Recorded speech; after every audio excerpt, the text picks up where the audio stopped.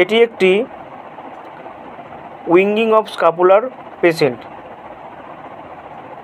উইঙ্গিং of scapula দুই ধরনের হয়, ল্যাটেরাল উইঙ্গিং, মিডিয়াল উইঙ্গিং। এটি ল্যাটেরাল উইঙ্গিং। এক্ষেত্রে মেনলি কী হয়, ট্রাপিজিয়াস মাসেলের